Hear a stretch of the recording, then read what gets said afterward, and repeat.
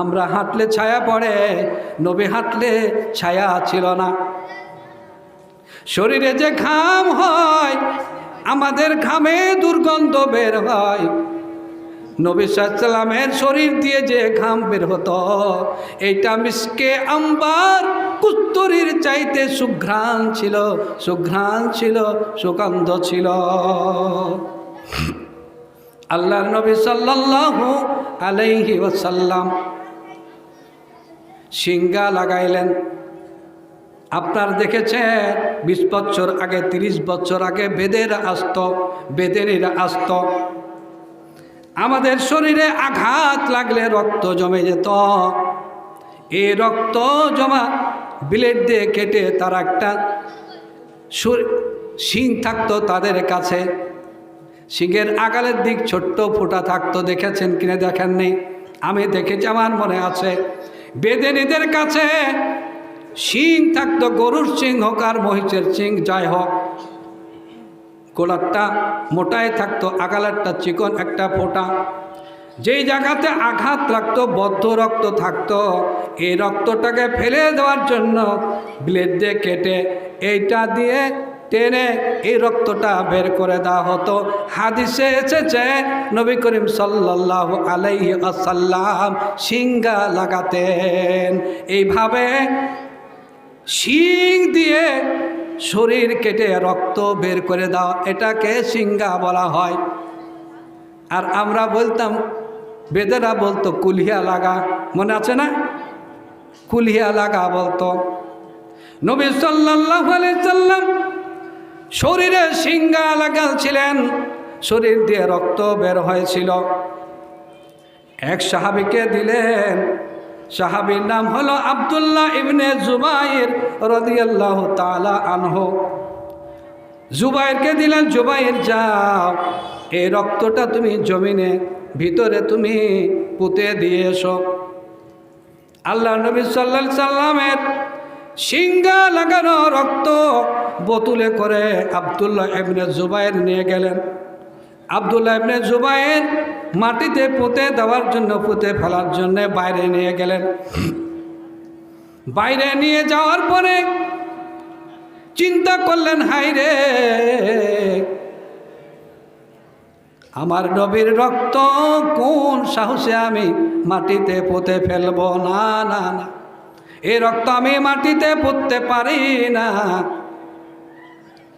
এই বোতলের চিপি খুলে, টিপি খুলে আব্দুল্লাহ ইবনে জুবাইর রক্তটা খেয়ে ফেললেন। সম্মানিত ভাইরা আমার, বাবাজিরা আমার, খালি বোতল নিয়ে চলে আসছেন। আল্লাহ রাসূল ডাক দিয়ে বলেন, জুবাইর, ও আব্দুল্লাহ ইবনে জুবাইর, রক্ত কোথায়? রক্ত কোথায়? তুমি তো খালি বোতল নিয়ে আসলে, রক্ত কি পুঁতে এসেছ?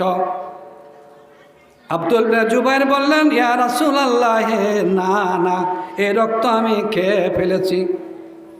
আল্লাহ রাসূল মুচকিয়েছে বললেন, আব্দুল্লাহ ইবনে জুবাইর রে, যে নবীর রক্ত তোমার শরীরে গেছে, তুমি জেনে রাখো, এই শরীর জীবনেও আল্লাহ রাব্বুল আলামিন জাহান্নামে দিবে না। এই শরীরের জন্য আল্লাহ জাহান্নামের আগুনকে হারাম করে দিয়েছেন। সম্মানিত ভাইরা আমার, বাবাজিরা আমার, আল্লাহ রসুলের এই অনুপম আদর্শ। উরওয়া ইবনে মাসউদ 3 দিন ছিলেন মক্কা মদিনায়। 3 দিন পরে আল্লাহ নবীকে বললেন, ইয়া রাসূলুল্লাহ, আমাকে অনুমতি দেন, আমি মক্কায় যাই। আপনার কাছে যে 3 দিন থাকলাম, 3 দিন থেকে আপনার সাহাবা আজমাইনের কাছ থেকে যে আমি এই আদর্শ দেখলাম, এই ভালোবাসা দেখলাম, আমি মক্কায় গিয়ে কাফেরদের, আবু জেহেলদেরকে কথাগুলি বলবো।